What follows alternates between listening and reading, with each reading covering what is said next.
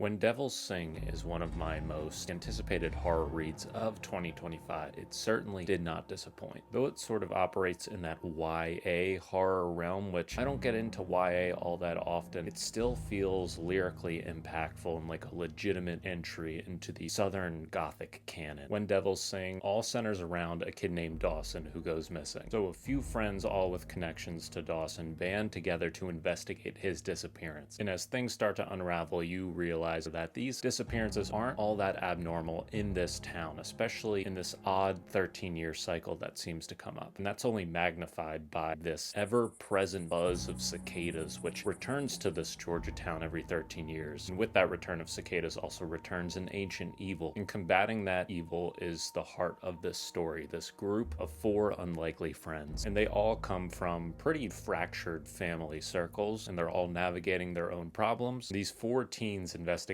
leads them to the dark side of the town of Carrion, where there's a dark past and a legend about three devils, one a crow, one a cicada, one a snake. This legend still haunts the area, particularly on the poorer side of town. As you might well expect, they find themselves entangled in a messy web of secrets, lies, and they discover the wealthy community on the other side of the lake at Lake Clearwater may have a terrifying source of power dating back to the town's founding. Reading this was a genre-bending experience that blended horror, folklore, and social commentary all into one extremely impactful story about power and poverty and legacy in a small Georgia town. And for whatever reason, horror set in the American South always has me in an absolute chokehold. It's something about the way that the atmosphere is built in that setting. And this story is just so incredibly eerie. It is like the literary manifestation of the song "The Devil Went Down to Georgia." And again, I don't always connect the most with YA books and YA horror. I sometimes find the characters difficult to identify with, find an incredible amount of depth to, but it really worked in this one. And I feel like that character work is one of this novel's strongest qualities. Each point of view is extremely unique, and the author masterfully weaves together podcast transcripts with eerie songs and flashbacks from the characters. And I like the way this book was paced. It did linger a bit towards the middle, but it felt much more intentional and deliberate than it did slow. And I feel like that's where working with the atmosphere was at its strongest, as it took hold of the reader and drove them deeper into the oppressive heat and the tension of the southern town. And altogether with that atmosphere, the unique perspectives and this ongoing investigation, not to mention the terrifying revelations that come together towards the end, all combine to create an extremely compelling story about what it means to come to a crossroads, where a town's history and community and the supernatural all collide. So if you're looking for a new piece of creepy horror set in the South, look no further than this one.